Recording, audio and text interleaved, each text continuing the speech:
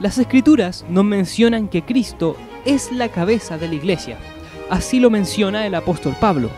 Y sometió todas las cosas bajo sus pies, y lo dio por cabeza sobre todas las cosas a la iglesia, la cual es su cuerpo, la plenitud de aquel que todo lo llena en todo. Dios delega su autoridad a Jesucristo y Él la emplea a la iglesia, porque el marido es cabeza de la mujer, así como Cristo es cabeza de la iglesia, la cual es su cuerpo y Él es su Salvador. Sin embargo, las Escrituras no solo mencionan que Jesús es la autoridad, sino que también la iglesia es un cuerpo conformado por los hijos de Dios, de los cuales nadie es más que nadie. Todos los que conformamos el cuerpo de Cristo somos iguales ante Dios. Es obvio que no todos poseemos los mismos dones espirituales que Dios entrega, pero conformamos un solo cuerpo. Así lo mencionó el apóstol Pablo. Porque de la manera que en un cuerpo tenemos muchos miembros, pero no todos los miembros tienen la misma función, así nosotros, siendo muchos, somos un cuerpo en Cristo, y todos miembros los unos de los otros. Sin embargo, el gobierno de las doctrinas humanas en nuestras iglesias pentecostales ha obligado a aceptar enseñanzas o doctrinas contrarias a la autoridad de Cristo y a la igualdad de la membresía de la iglesia. ¿Por qué razón llamamos a nuestros pastores como ungidos de Jehová, ángeles de la iglesia o profetas del pueblo? ¿Cuál es la unción especial del pastor? ¿Es siempre válida aquella frase que dice: el Señor me dijo por medio de mi pastor que esta semana me va a ir bien? ¿Realmente debemos presentarnos ante nuestros pastores con una actitud sometida para estar en una relación correcta con Dios? ¿Participan los hermanos que no están de acuerdo con las tradiciones impuestas de una especie de locura, enfermedad o prueba del Espíritu? Responderemos estas preguntas de acuerdo a las Escrituras. Una evidencia considerable de la exaltación pastoral que la hermandad realiza es la gran cantidad de apelativos que condecoran al liderazgo de una divina superioridad. Esta gama de nombres magnifican en sobremanera el rol pastoral, muchas veces rebajando a la hermandad a simples oyentes o receptores de una revelación única e incuestionable. Muchas veces se menciona que los pastores son ungidos de Jehová. ¿Acaso son los únicos ungidos? El nuevo pacto nos unge a todos los cristianos en el amor de Dios y el Espíritu Santo. Así lo confirmó el apóstol Juan. Pero vosotros tenéis la unción del Santo y conocéis todas las cosas. Entonces, ¿cuál es aquella unción especial revelada únicamente a los pastores?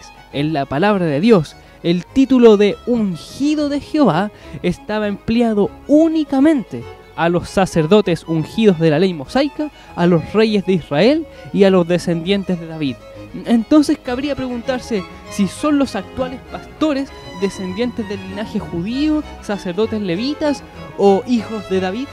Otra evidencia de la idolatría pastoral es aquella que se desprende de nuestra irreflexiva confianza en que Dios siempre comunica sus mandatos a través de los pastores. De aquí vienen todas aquellas cosas que la hermandad replica de forma constante. El Señor dijo por medio de nuestro pastor que esta semana nos va a ir bien. ¿Qué sucedería si el pastor menciona algo que carece de sentido y fundamento bíblico? ¿Sabremos que sus interpretaciones no van acorde a la totalidad del mensaje de la palabra de Dios? Cualquiera que, apelando a la inspiración del Espíritu Santo, revela doctrinas extrabíblicas o antibíblicas, no obedece al Señor. Así lo reveló el apóstol Pablo. Si alguno enseña otra cosa y no se conforma a las sanas palabras de nuestro Señor Jesucristo y a la doctrina que es conforme a la piedad, está envanecido, nada sabe. Las Escrituras mencionan que una postura bíblicamente correcta es la que realiza una constante revisión de cualquier enseñanza a la luz de la palabra de Dios. De hecho, cuando el apóstol Pablo visita juntamente con Silas a los judíos en Berea, una localidad apartada, pero no por eso menos poblada, dice que estos eran más nobles que los que estaban en Tesalónica, pues recibieron la palabra con toda solicitud, escudriñando cada día las Escrituras para ver si estas cosas eran así. Estos judíos no eran negligentes, sino que revisaban en las Escrituras si las cosas que Pablo enseñaba eran realmente correctas. ¿Realmente la hermandad en nuestras iglesias realiza este examen frente a las enseñanzas de sus pastores, predicadores, profesores o hermanos? De esta forma, mientras más exaltamos a nuestros pastores, más inhibimos el natural cuestionamiento y legítimo análisis bíblico respecto a sus enseñanzas. Pues al idolatrarlos como ungidos de Jehová, ángeles de la iglesia o profetas del pueblo, los consideramos inmunes frente a todo examen bíblico. ¿O acaso jamás has escuchado que no debemos cuestionar ni alzar nuestra mano contra el ungido? Comúnmente, el puesto de pastor u obispo se exalta en sobremanera, a tal punto de generar una especie de idolatría.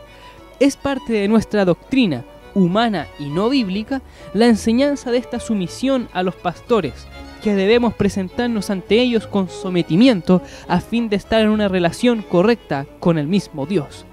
Cualquiera crítica o duda respecto a la validez de lo que se está enseñando suele representar una amenaza contra el ministerio, una contraposición a nuestro Dios y desobediencia a sus principios. Para estas enseñanzas nos basamos en la carta a los Hebreos. Obedeced a vuestros pastores y sujetaos a ellos, porque ellos velan por vuestras almas. Sin embargo, ignoramos completamente que en aquel mismo capítulo el autor establece en el versículo 7: acordaos de vuestros pastores que os hablaron la palabra de Dios, considerad cuál haya sido el resultado de su conducta e imitad su fe. Muchas veces consideramos que el hecho de obedecer a lo que dice el pastor es obedecer a Dios, y en caso contrario, el desobedecer a lo que enuncia el pastor es desobedecer a Dios. Una oposición a una decisión que nos parece incorrecta y el normal debate de estas circunstancias debe ser anulado, porque el cuestionamiento es una especie de rebeldía ante nuestro Señor. Sin embargo, esta sectaria forma de pensar conlleva que no exista un cuestionamiento bíblico responsable, algo que sí ordena la Escritura. Amados, no creáis a todo espíritu, sino probad los espíritus si son de Dios, porque muchos falsos profetas han salido por el mundo. No podemos tomar la autoridad como la verdad, sino alzar la verdad como la autoridad. La máxima autoridad es Cristo, y la fuente para nuestro entendimiento sobre Él está en las Escrituras. El hecho que alguien revise si la doctrina enseñada por la Iglesia tiene una real validez en las Escrituras es considerado un acto de murmuración contra Dios. Muchas veces a aquellos hermanos que examinan responsablemente la real validez de nuestras doctrinas les calificamos con apelativos como enfermo en el espíritu, letrado, se cree pastor, tiene demonio, rebelde, porfiado, descarriado, está probado en su fe, no sigue la sana doctrina, etc. Sin embargo, el hecho que la mayoría acepte determinadas prácticas no garantiza que aquellas sean correctas, pues lo correcto e incorrecto no se regula por mano alzada o por votación, sino por una revisión de su apego a la palabra de Dios. La consulta es: ¿quiénes están en el error? ¿Aquellos que buscan la voluntad de Dios mediante las Escrituras? ¿O aquellos que persisten con una actividad sometida al designio de un determinado líder? ¿La persona que escudriña la palabra de Dios buscando la real validez de nuestras prácticas? ¿O quienes siguen un camino desviado de forma tan cómoda que jamás se alertan de su error?